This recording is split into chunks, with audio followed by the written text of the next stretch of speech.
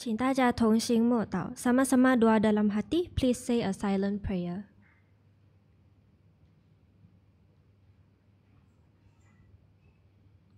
哈利路亚们。聚会前，请大家一起跪下祷告，求神带领。Marilah kita sama-sama sujud berdoa, meminta Tuhan pimpinlah kebaktian malam ini. Let us all kneel down together and pray, ask for God's guidance.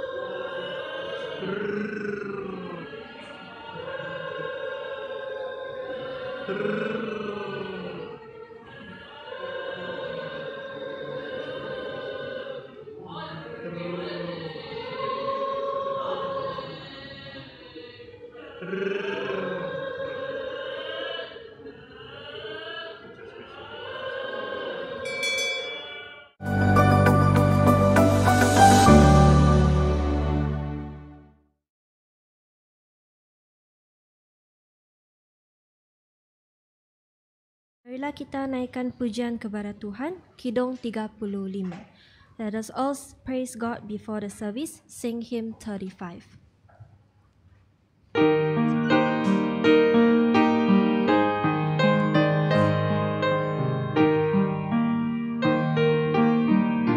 Verse 1.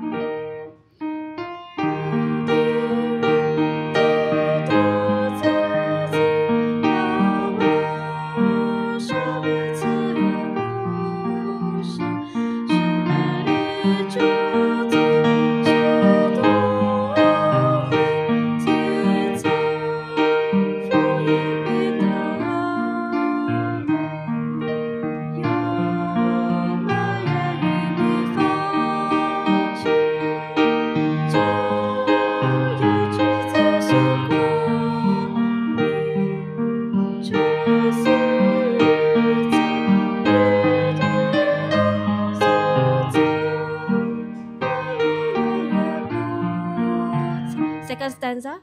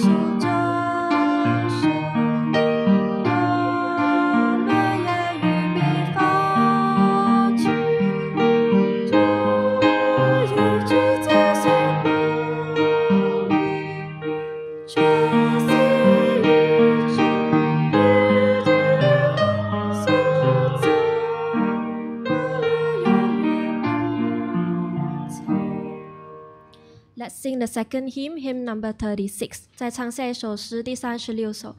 Kidung seterusnya 36.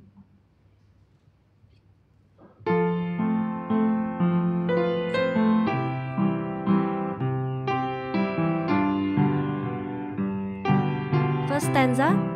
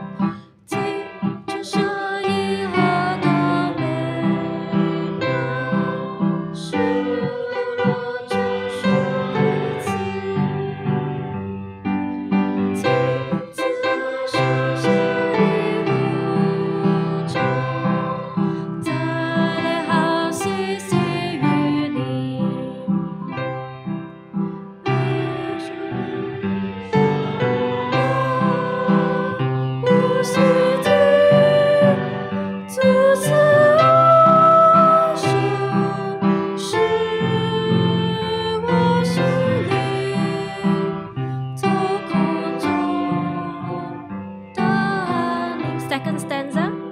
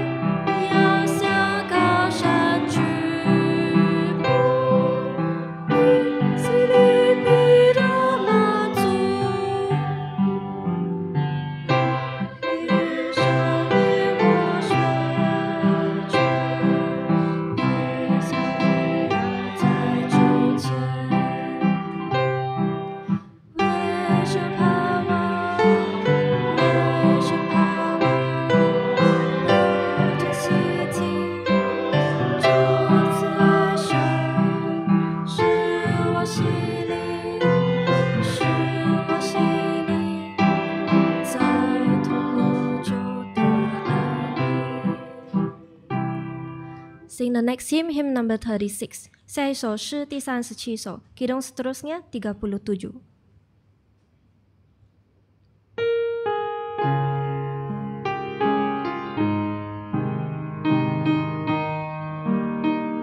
First stanza.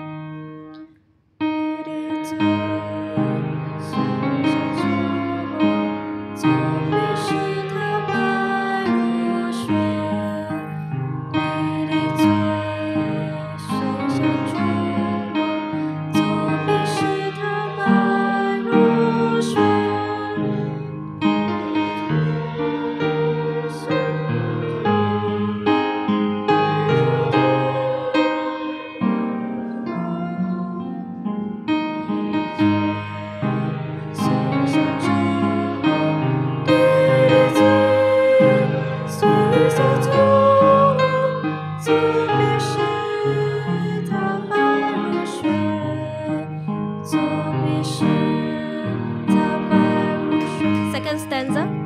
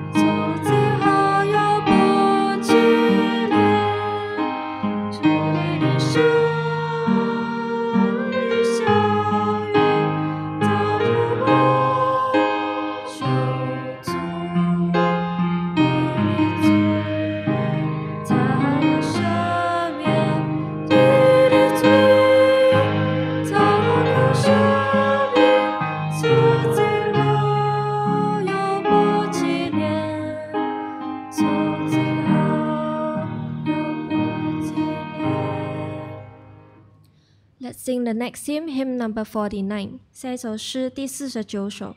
Kidung seterusnya 49.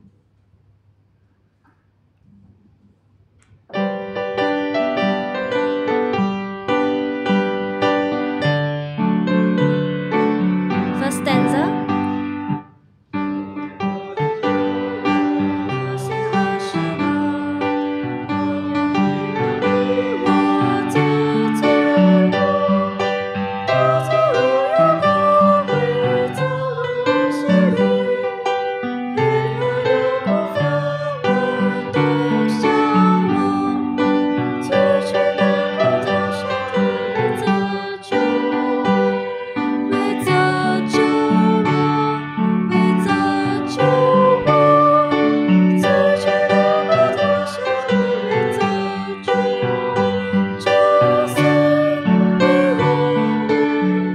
Second stanza.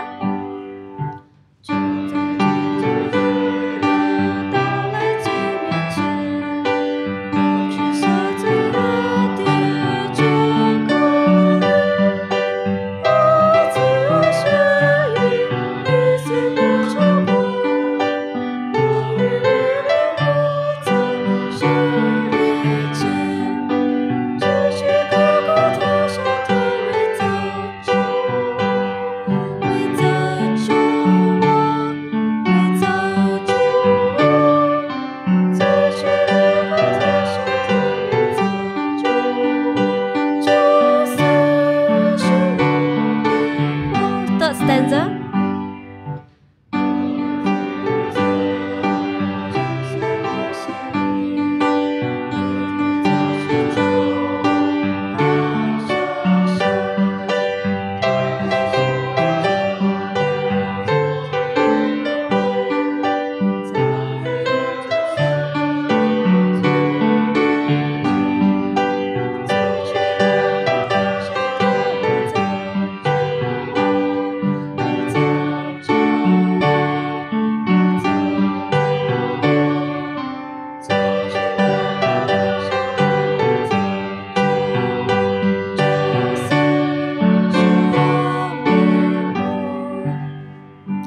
Let's sing the next hymn, hymn number 52. 下一首诗第52首. Kidung seterusnya 52.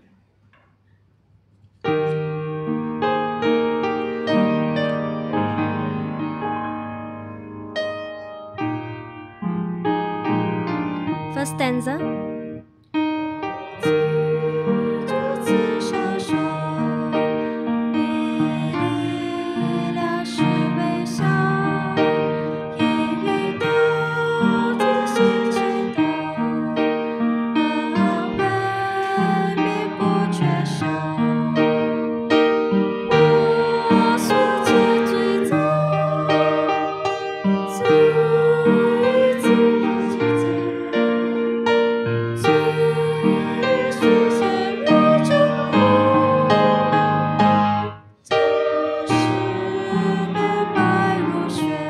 Second stanza.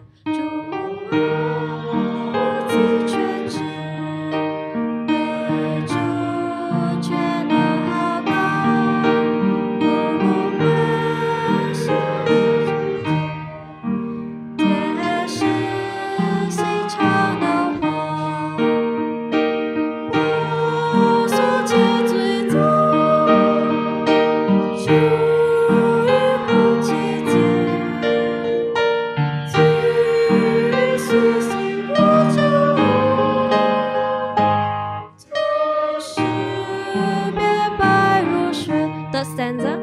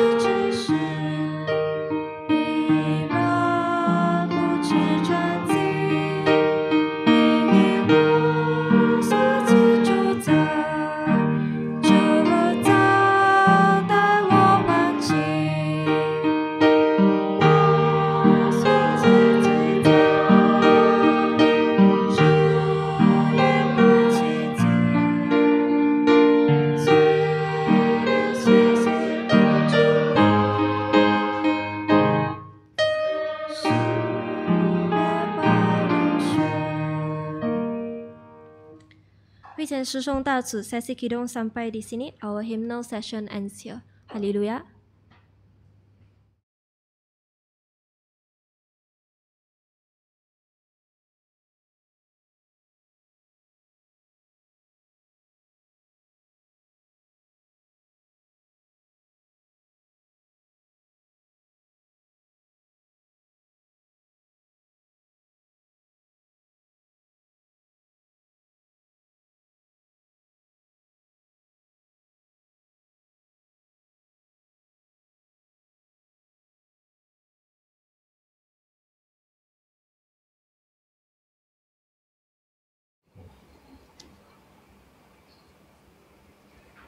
In the name of Lord Jesus Christ, I speak. Dalam nama Tuhan Yesus, saya berbicara. Kita akan adakan kebaktian Sabat di malam Jumaat ini. Mari kita nyanyi Kidung 332. Mari kita nyanyi Kidung 332.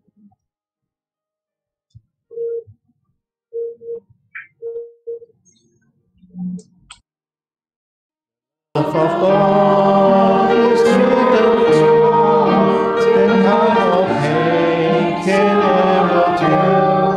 It goes beyond the highest star and reaches to the lowest hell.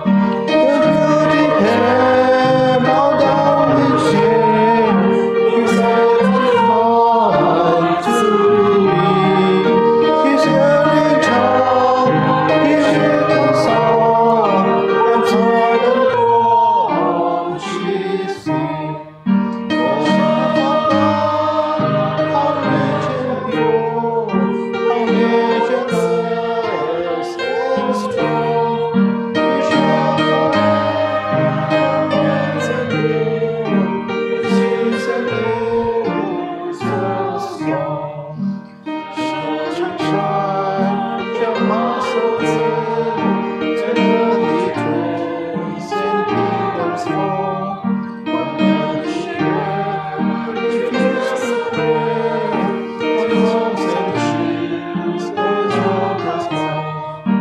As love is born, as good queen, and never shall fall.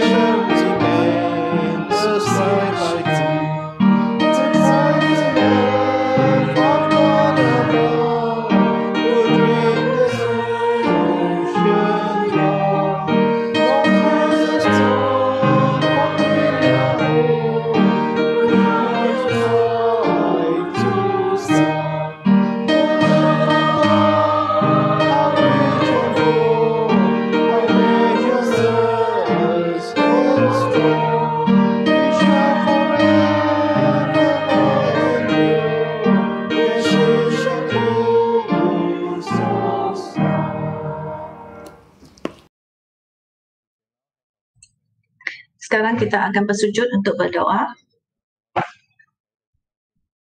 Di dalam doa, marilah kita mohon agar Tuhan memimpin kita dalam kebaktian dalam nama Tuhan Yesus. Kita bersujud untuk berdoa.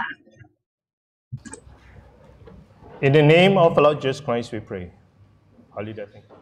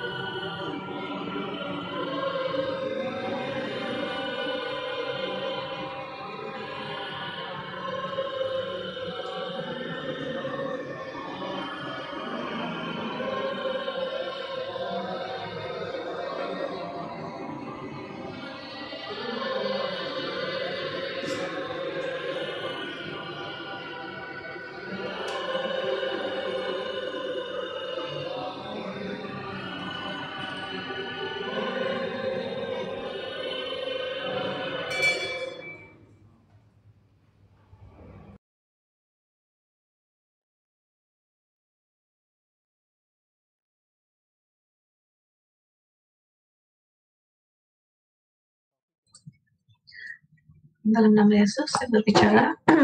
Tajuk untuk kebaktian malam ini, kasihilah sesama manusia seperti dirimu sendiri. Saya percaya ramai dari kita pernah mendengar kenyataan ini, iaitu mengasihi orang lain seperti sendiri. Tetapi apakah maksud sebenar mengasihi sesama manusia seperti kita mengasihi diri? Adakah kita faham apa yang Tuhan mahu memberitahu kita? Mengasihi sesama manusia adalah sangat penting dan Tuhan Yesus mengulangi kenyataan ini. Tuhan Yesus menjadikan ianya satu perintah dan kenyataan ini diulangi 8 kali di dalam Alkitab. Di 6 buku di Alkitab, dan ayat mengenai mengasihi orang lain adalah diulangi selama 10 kali. Mari kita lihat Markus pasal 12 ayat 30 dan 31. Markus 12 ayat 30 dan 31. 30. Kasihilah Tuhan Allahmu dengan segenap hatimu dan dengan segenap jiwamu dan dengan segenap akal budimu dan dengan segenap kekuatanmu. 31. Dan hukum yang kedua ialah kasihilah sesamamu manusia seperti dirimu sendiri. Tidak ada hukum lain yang lebih utama daripada hukum yang daripada kedua hukum ini. Di sini Tuhan Yesus memberi kita dua perintah yang mustahak, perintah tentang mengasihi orang lain. Dan tiada lagi perintah yang lebih penting daripada kedua-dua perintah ini. Dan ini adalah kewajipan kita terhadap Tuhan. Tuhan kita ialah pencipta kita. Dan kita juga harus mengasihi sesama manusia.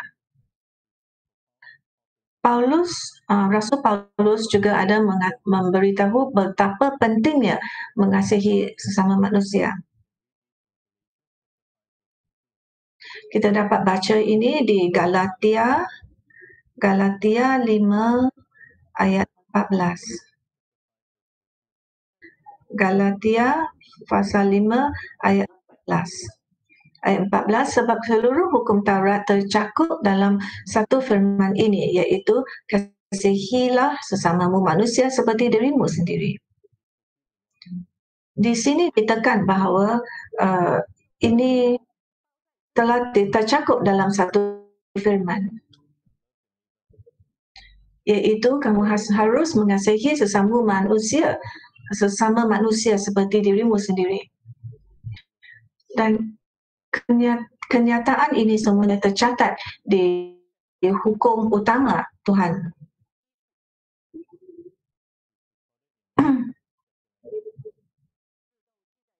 Dan ini ada tertulis di Imamat 19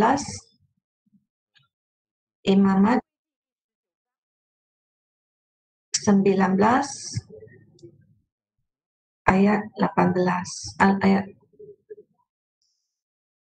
Imamat 19 ayat 18. Janganlah engkau menuntut balas dan janganlah menaruh dendam terhadap orang-orang sebangsamu, melainkan kasihilah sesamamu manusia seperti dirimu sendiri. Akulah Tuhan. Ini adalah satu perintah yang kita harus ikut. Kerana ini adalah diberi oleh Tuhan sendiri. Ini adalah 10 hukum yang diberi Allah kepada Musa. Dan ini telah Tuhan telah di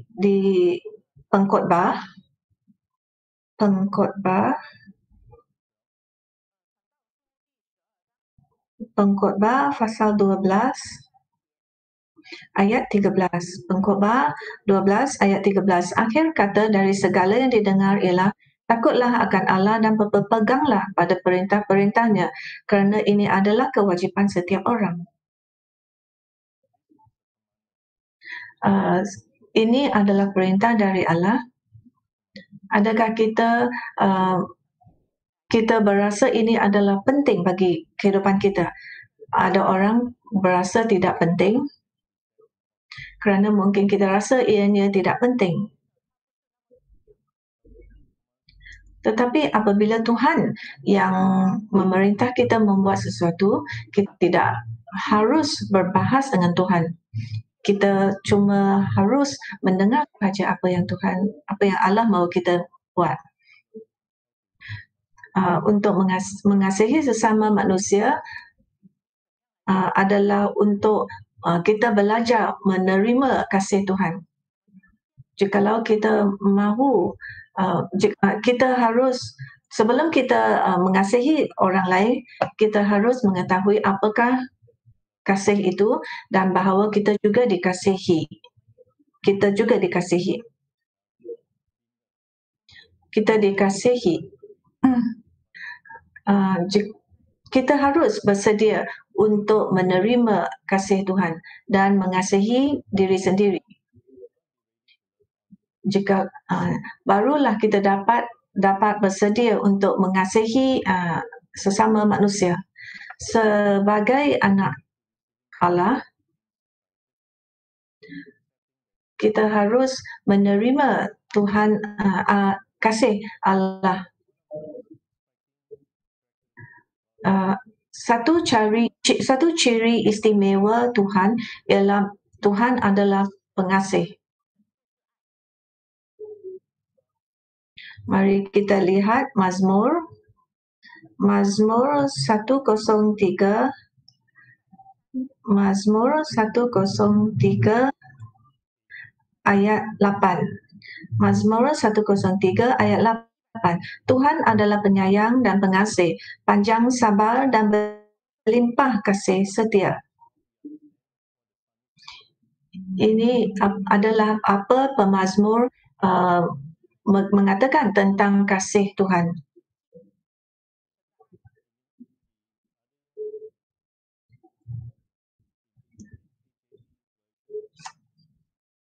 Di versi bahasa Inggeris yang lain, ia dikatakan Tuhan berbelas kasihan. Iaitu Tuhan penuh dengan belas kasihan.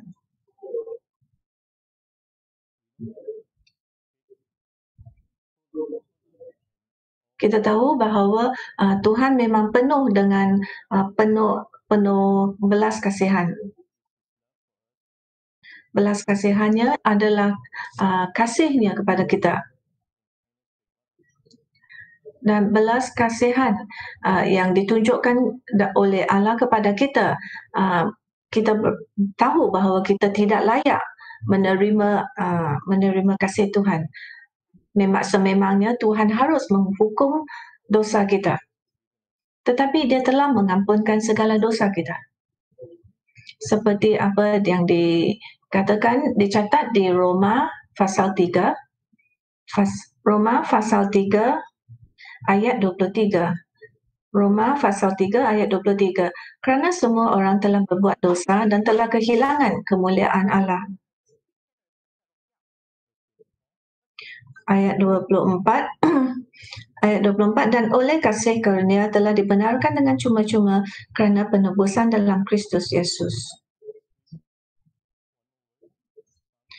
Mari kita baca lagi Mazmur 103 ayat 11. Mazmur 103 ayat 11. Tetapi setinggi-tinggi langit di atas bumi, demikian besarlah kasih setianya dan atas orang-orang yang takut akan Dia. Ayat 13, seperti bapa sayang kepada anak-anaknya, demikian Tuhan sayang kepada orang-orang yang takut akan Dia. Dua ayat ini menekan bahawa jikalau kita takut akan Allah,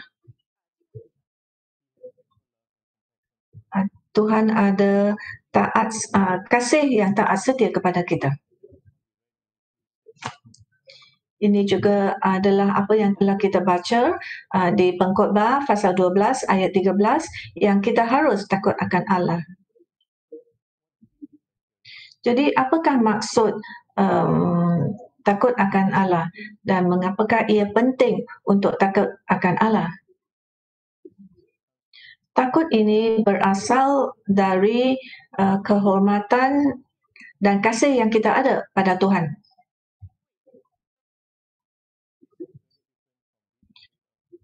Ini berlainan dengan takut akan seseorang kerana kita takut kita dihukum. Alkitab memberitahu kita di 1 Yohanes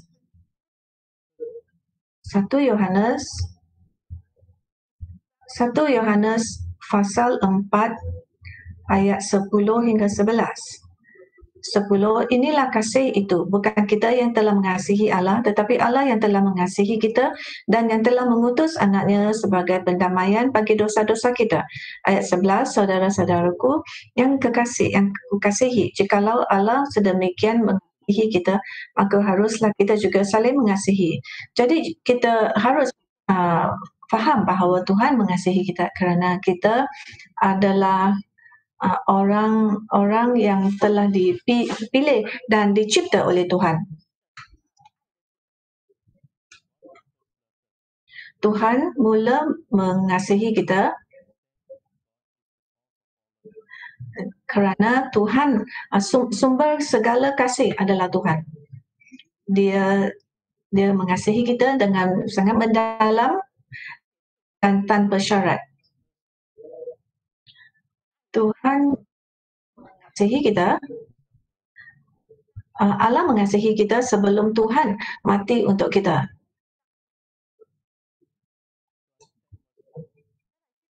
Untuk memahami kasih Yesus, kasih Tuhan, kita harus mengukuhkan dan mengeratkan hubungan kita dengan Tuhan. Supaya kita dapat mencipta satu hubungan yang erat dengan Allah.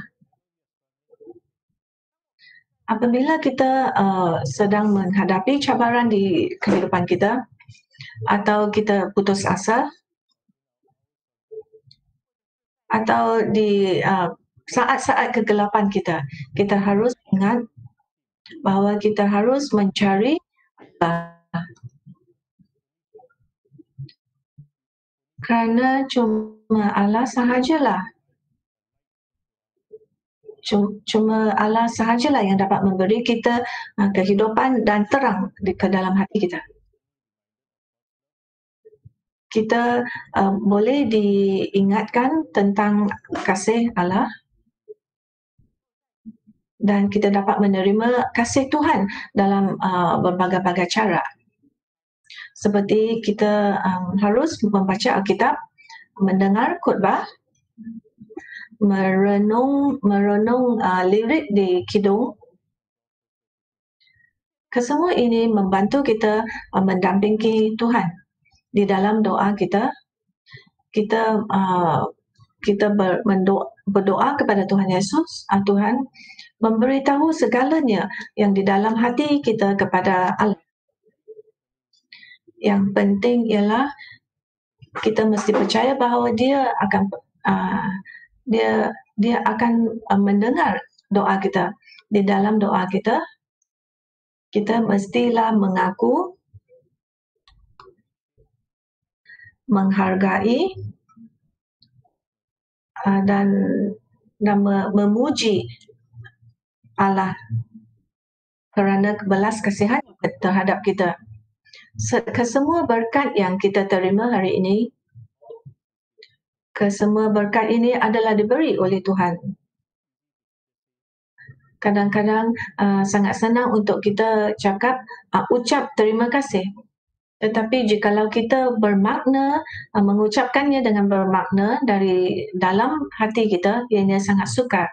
Sebagai seorang Kristian, kita harus kita harus kita harus ada kehidupan yang penuh kesyukuran. Mengasihi sesama manusia adalah juga bererti kita harus mengasihi diri kita sendiri. Kadang-kadang kita fikir bahawa kita tidak seharusnya mengasihi sendiri. Bukankah Alkitab mengajar kita untuk menyangkal diri dan mengambil palang Tuhan Yesus? Bukankah Tuhan pernah mengatakan bahawa jikalau kita mengasihi nyawa kita, maka kita akan hilang nyawa kita? Bukankah mengasihi diri sendiri adalah perkara yang angkuh dan sombong? Di 2 Timotius, bukankah kita pernah baca bahawa di hari kiamat orang mengasihi diri sendiri lebih daripada mengasihi Tuhan? Bukankah kita harus mengelakkan semua ini, kerana jikalau kita mengasihi diri sendiri, maka kita akan menjauhi dari Tuhan.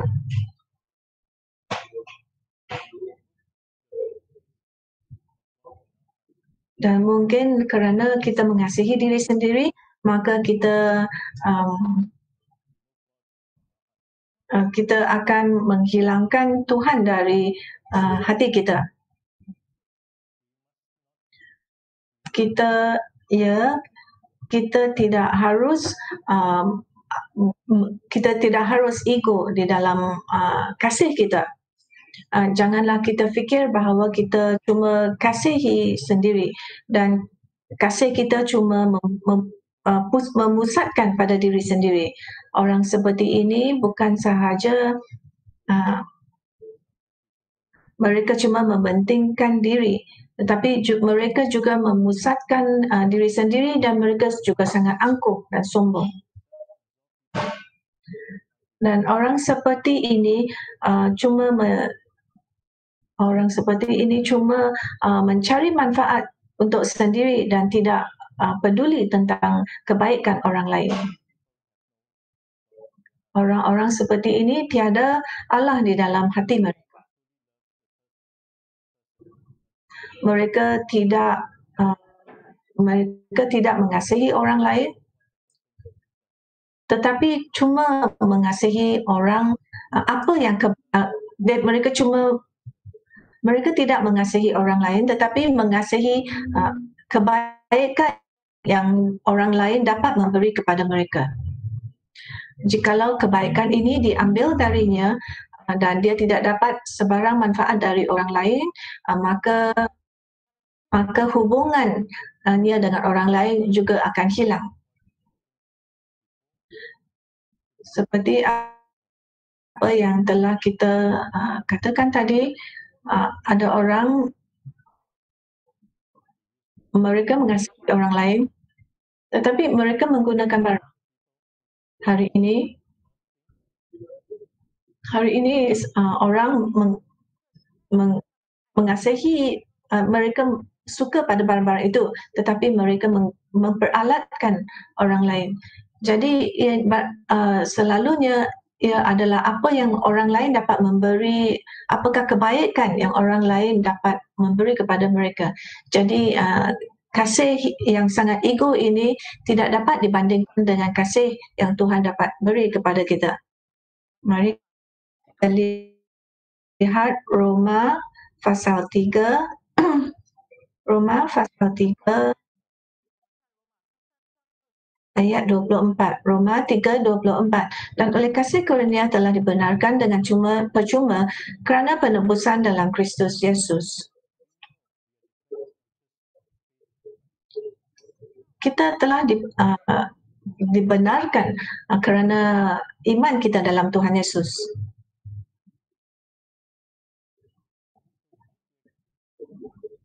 Jadi kita harus menerima dan mengaku bahawa kita adalah anak Tuhan.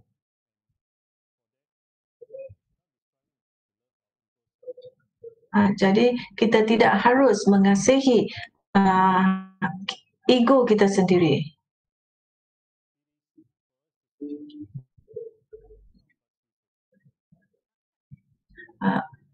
Bagaimana Tuhan memandang kita, kita harus memandang diri kita sendiri bahawa kitanya berdosa. Kita tidak layak, tetapi kita telah dibersihkan dan dibenarkan oleh Tuhan Yesus. Bukan kerana kita ada hak ini, bukan kita yang layak menerima, tetapi Tuhan mengasihi kita. Cuma apabila kita sedar tentang keselamatan yang Tuhan beri kepada kita sebagai fakta, barulah kita dapat menerima, ada kebebasan ini untuk melihat ke benda yang di luar. Jikalau kita lihat diri sendiri, jikalau kita mengasihi Tuhan, jikalau kita tidak dapat mengasihi Allah, maka bagaimanakah kita dapat mengasihi orang lain? Yesus tidak berfirman bahawa kita harus kasihi orang lain. Yesus tidak berfirman bahawa kita harus mengasihi orang lain tetapi tidak mengasihi diri sendiri. Jikalau Tuhan Yesus mengatakan begitu, maka kita boleh membuat kesimpulan bahawa kasih ilahi ini adalah salah.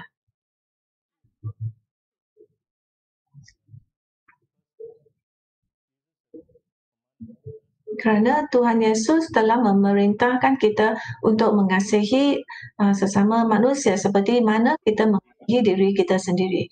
Jadi ukuran perintah ini ialah mengasihi sesama manusia seperti bagaimana kita mengasihi diri sendiri.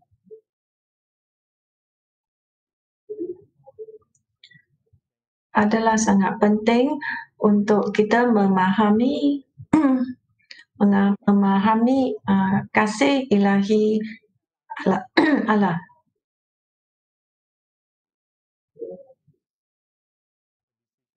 Kasih ini adalah satu keputusan dan pilihan yang kita harus buat.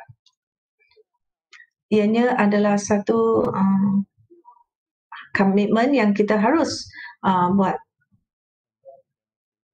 Dan ianya harus dilakukan. Sebelum kita dapat membuatnya ke atas orang lain, kita harus belajar mengasihi diri sendiri dahulu.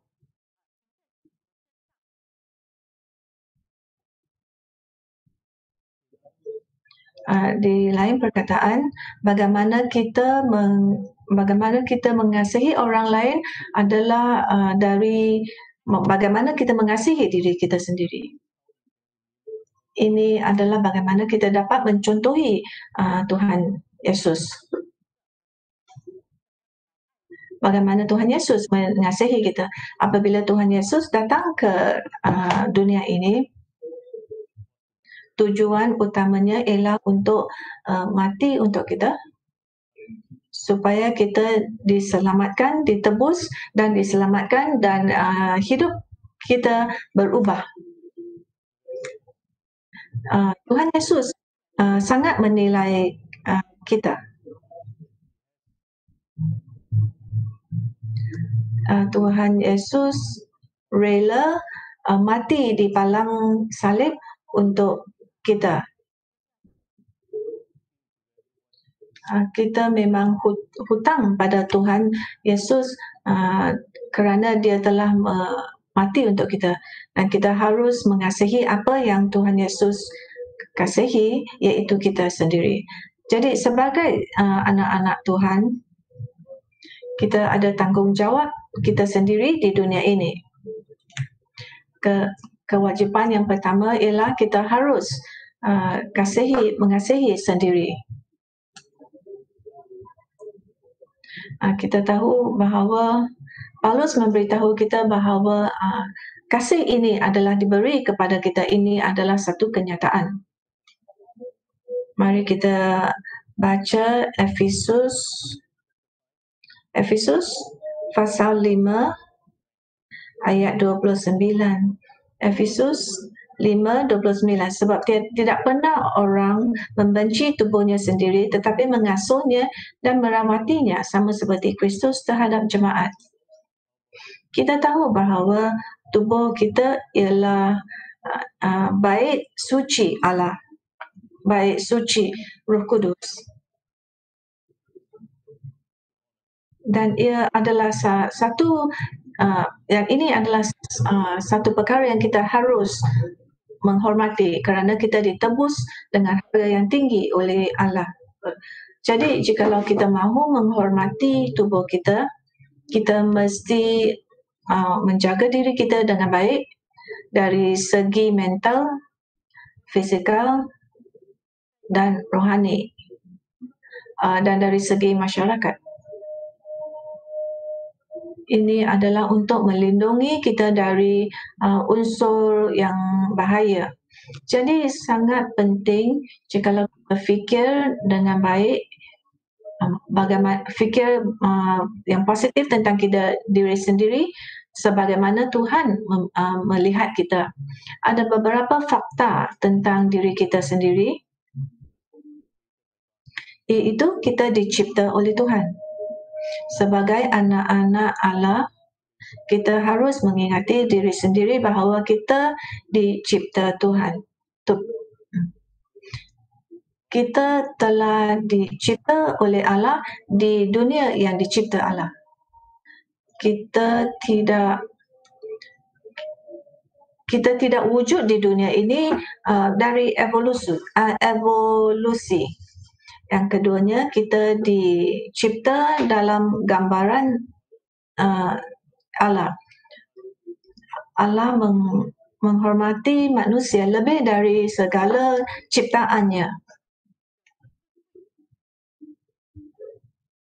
Kerana dia mencipta manusia di dalam gambarannya.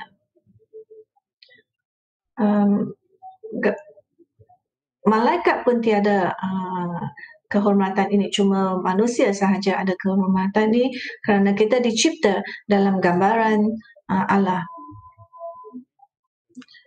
Mari kita lihat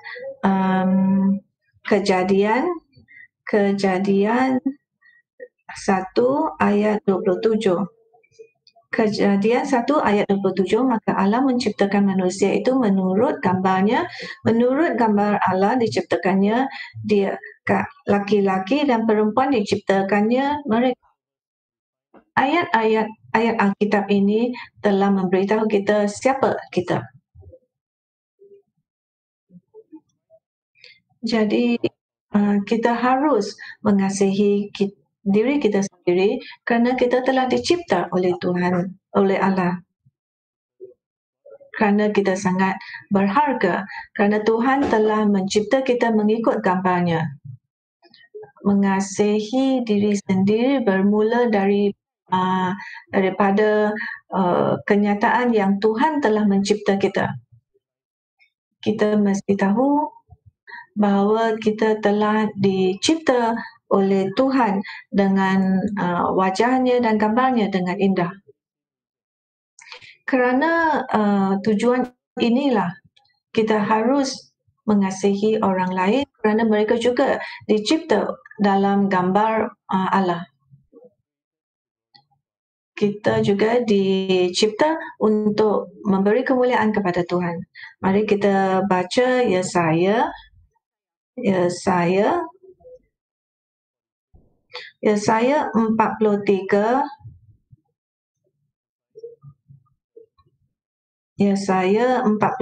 ayat 7. Semua orang yang disebutkan dengan namaku yang ku ciptakan untuk kemuliaanku, yang ku bentuk dan yang ku jadikan. Ayat ini memberitahu kita tentang tujuan Allah mencipta manusia. Ianya untuk kemuliaannya sendiri. Jadi tujuan kita di dalam kehidupan kita yang pendek ini adalah untuk memberi kemuliaan kepada Allah. Kita juga diberitahu bahawa kita adalah terang dunia dan garam dunia. Menjadi garam dunia adalah cuba mempengaruhi orang lain dengan secara positif dan memberitakan Injil kepada mereka yang bahawa Tuhan memang mengasihi kita. Terang adalah digunakan untuk memberi pengenalan kepada orang lain bahawa sebagai anak Tuhan kita mesti menyimpan firman Tuhan.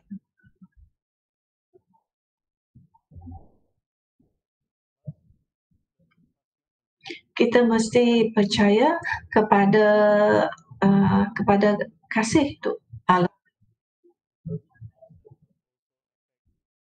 Kerana kasih kita kepada diri sendiri juga akan mempengaruhi sifat kita terhadap Allah. Jikalau kita tidak mengasihi diri sendiri, maka kita tidak juga akan berdosa pada Tuhan. Kita harus juga tahu bahawa kita tidak dicipta dengan kemampuan, kebolehan dan peluang yang sama. Di perumpamaan talenta,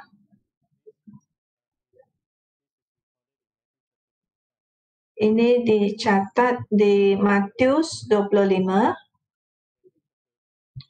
Matius 25 ayat 14.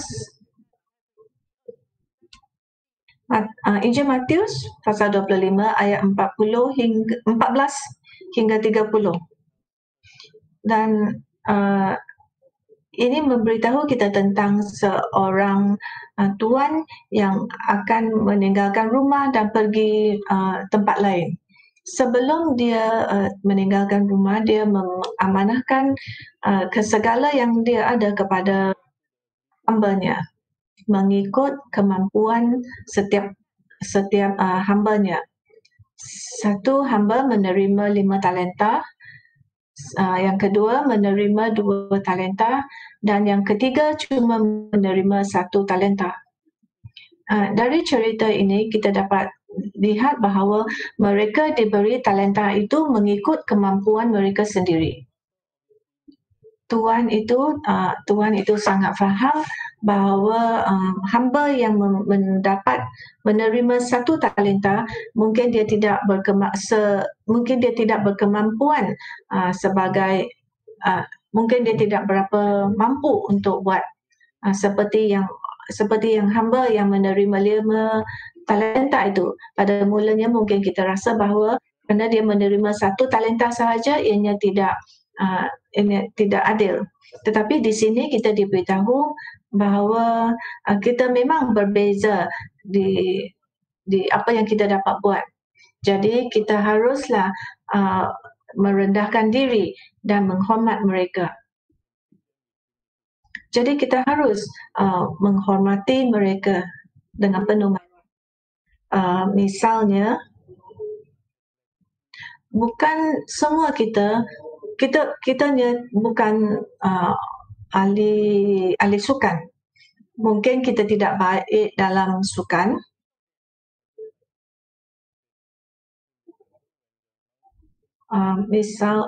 Contohnya di hutan, apabila monyet melihat ikan sedang berenang di dalam air, jikalau monyet mahu menjadi seperti ikan dan berenang seperti ikan, atau ikan mahu menjadi seperti monyet yang dapat memanjat pokok, Jikalau mereka mempunyai fikiran sebegini, maka seluruh hidup mereka akan sangka bahawa mereka tidak berjaya. Kerana setiap orang ada talenta mereka sendiri. Sama seperti di masyarakat kita ada peranan yang berlainan. Dan di gereja juga sama. Kita adalah sebahagian daripada tubuh ini.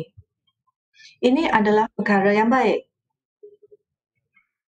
Dan ini juga adalah satu kenyataan. Jadi Allah juga memberi kita segala-galanya yang kita perlukan dan apa yang Dia memanggil kita untuk buat.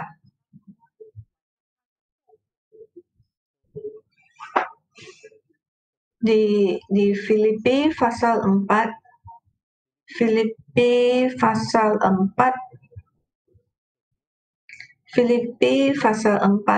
ayat 13.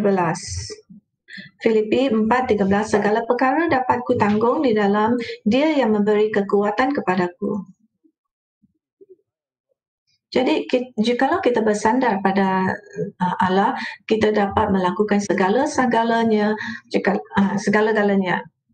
Kerana Allah akan menguatkan kita. Seperti Tuhan yang memberi talenta kepada hamba-Nya, yang memberi talenta kepada hamba-Nya. Dia berharap agar talenta yang diamanahkan kepada mereka, mereka dapat memberi menjana pulangan untuk Tuhan. Jadi Tuhan Allah juga berharap kita dapat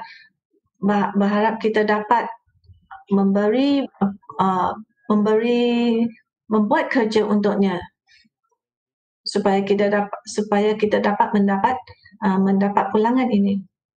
Seperti sahaja dua hamba yang menerima 5 talenta dan 2 talenta, mereka dapat membuat apa yang Tuhan mahu mereka buat. Sebaliknya, hamba yang dapat 1 talenta, dia juga boleh mendapat pulangan 1 lagi talenta.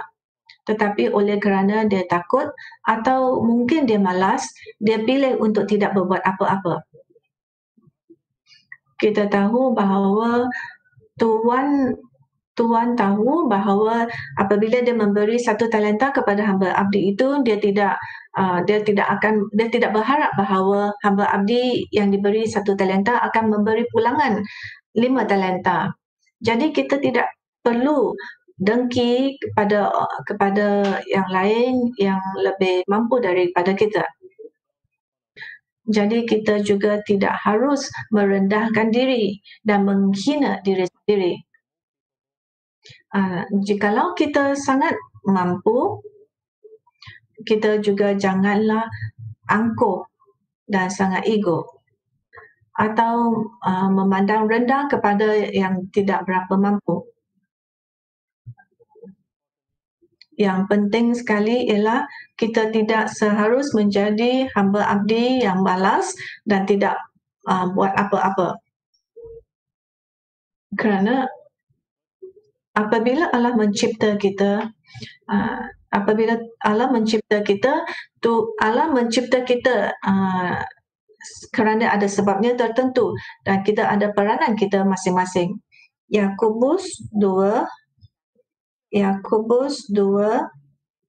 ayat 1. Yakobus 2 ayat 1. Saudara-saudaraku, sebagai orang yang beriman kepada Yesus Kristus, Tuhan kita yang mulia, janganlah iman itu kamu amalkan dengan memandang muka. Mari kita lihat ayat 8 dan 9. Akan tetapi jikalau kamu menjalankan hukum utama yang tertulis dalam kitab suci, kasihilah sesama manusia seperti dirimu sendiri. Kamu berbuat baik. Ayat 9.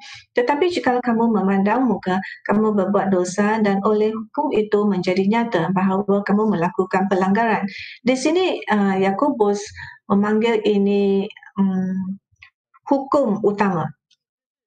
Kerana dari hukum ini hukum ini diberi oleh Allah yang penuh kemuliaan. Jadi ayat ini memberitahu kita bahawa kita tidak harus berat sebelah atau menghina orang lain. Kerana hukum utama ini adalah untuk semua orang maupun mereka raja, orang biasa. Jadi jikalau kita berat sebelah, ianya adalah dosa. Kerana kita berat sebelah, iaitu kita menghina orang lain. Kita mesti menggunakan talenta kita untuk memuliakan Tuhan. Ini adalah kerja kita supaya kita taat setia terhadap talenta yang Tuhan beri kepada kita. Jadi kita harus merebut peluang untuk memberitakan Injil. Kerana ini adalah satu tujuan, satu sebab mengapa Allah mencipta kita dan meletak kita di sini. Ini adalah tanggungjawab kita dan kita tahu kita ada kewajipan ini. Kita perlukan keselamatan ini yang diberi oleh Tuhan Yesus. Jadi kita harus memberitakan Injil ini kerana ini adalah kewajipan kita. Dan apa yang kita inginkan ialah apabila Tuhan Yesus datang lagi, Tuhan Yesus akan mengatakan ini kepada kita. Kamu yang taat dan setia, hamba yang taat dan setia, masuklah ke dalam kebahagiaan kerajaan Tuhan. Mari kita nyanyi kidung 343. Nyanyi kidung 343.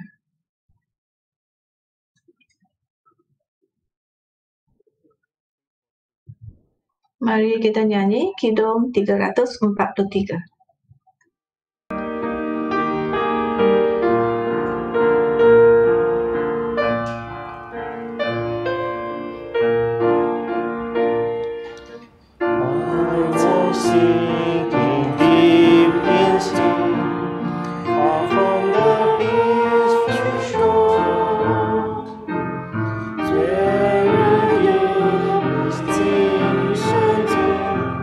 Singing to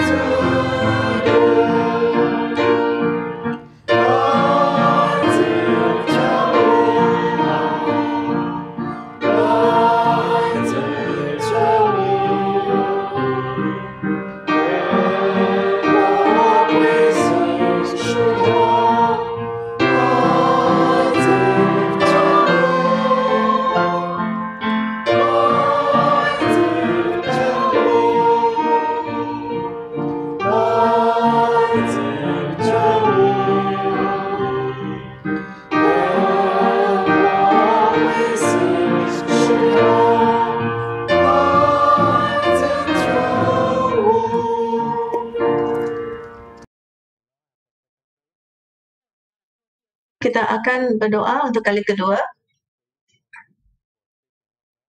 Di dalam doa kita, marilah kita doakan yang tidak sihat.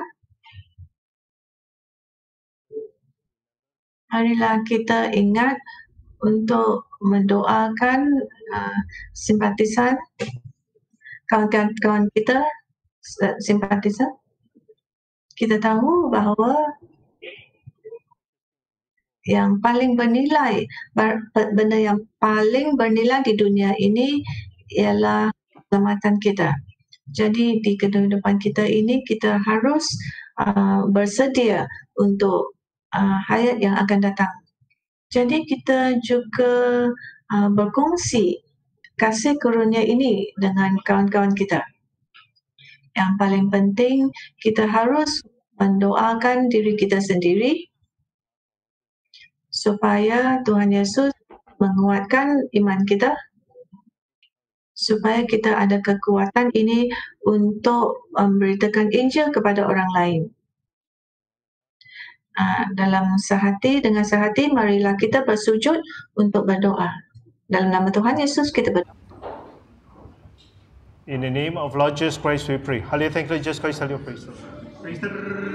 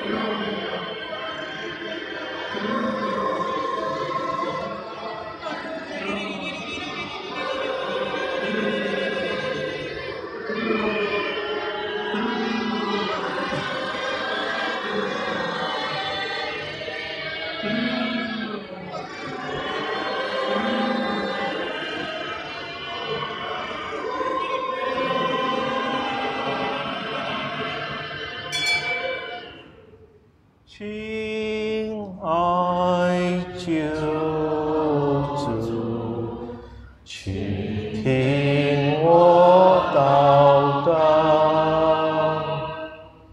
既有别人蒙着垂听，使我一战而亲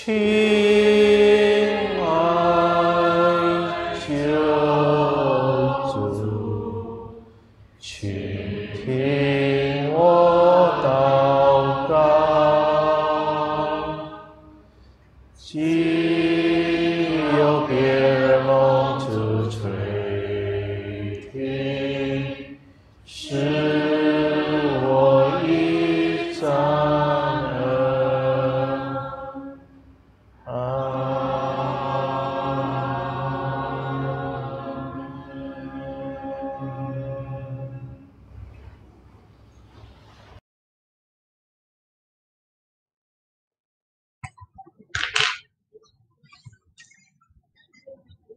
Kebaktian sampai sini.